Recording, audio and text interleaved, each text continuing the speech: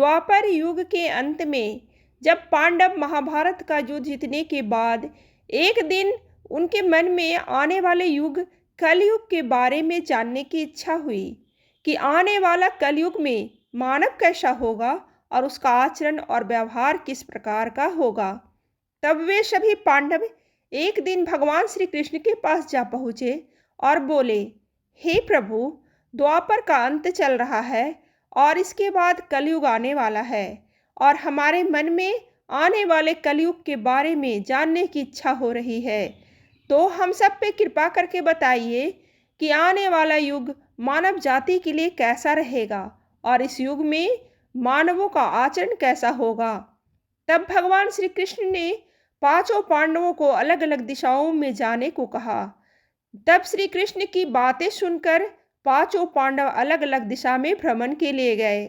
सबसे पहले युधिष्ठिर जिस दिशा में गए थे उन्होंने देखा कि 2 सूंड वाला हाथी है। तो उनके मन में ये विचार आया कि यह कैसे संभव हो सकता है। उन्होंने वापस आकर श्री कृष्ण को ये बात बताई।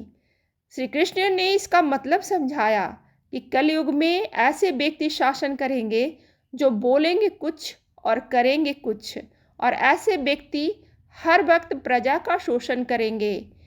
इसके बाद अर्जुन ने देखा कि एक पक्षी को उसके पंखों पर वेदों की लिखावट था और वो पक्षी मरा हुआ जानवर का मांस खा रहा था। ये देखकर अर्जुन दंग रह गया और ये बात श्री कृष्ण को उसने बताई। तब श्री कृष्ण ने इसका उत्तर देते हुए कहा, हे पार्थ, कलयुग में ऐसे लोग होंगे जो ज्ञानी कहलाएंगे और वो अधिक शिक्षित भी होंगे। उसे सब चीज़ों का ज्ञान होगा लेकिन उसका आचरण दुष्टों की तरह होगा। भीम जिस दिशा में गए थे वहाँ उसने देखा कि एक गाय अपने बछड़े को इतना चाट रही थी कि चाटते चाटते उस बछड़े का खून निकल आ रहा था। तब उन्होंने ये बात श्री कृष्ण को बताई। श्री कृष्ण ने इसका उत्तर देते हुए कहा कि कलयुग में माता पिता अपने संतानों के लिए इतने आसक्त हो जाएंगे कि उसके संतान का विकास ही रुक जाएगा और अपने संतानों को परिवार के मोह माया के जाल में बांधकर रखने लग जाएगा, जिससे उसके संतानों को किसी भी चीज़ में सफलता नहीं मिलेगी। सहदेव भ्रमण करते हुए एक गांव में पहुँचे।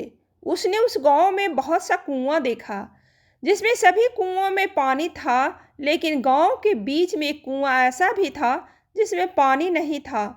तो उसने ये बात श्री कृष्ण को बताई।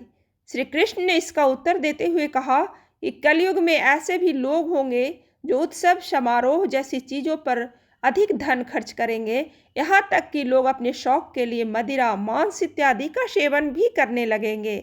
लोग इस पर अधिक से अधिक धन व्यर्थ में बर्बाद करेंगे। असहाय, जरूरतमंद, दान पुण्य आदि कर्मों में वो हमेशा संकोच पैदा करेंगे। और नकुल ने देखा कि एक बहुत बड़ा पत्थर का चट्टान तेजी से सभी पेड़ पौधों को रौंदते हुए ढलान की तरफ आ रहा है और वो चट्टान आते आते एक छोटे से पेड़ से टकरा कर रुक जाता है। वो यह देखकर हैरान हो गया और वह यह बात श्री कृष्ण को बताई।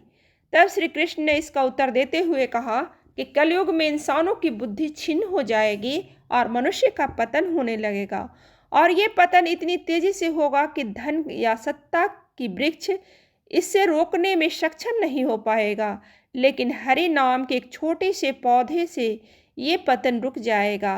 हरि नाम लेने या कीर्तन करने से मनुष्य की बुद्धि प्रबल हो जाएगी और वो सत्य और असत्य का निर्णय लेने में सक्षम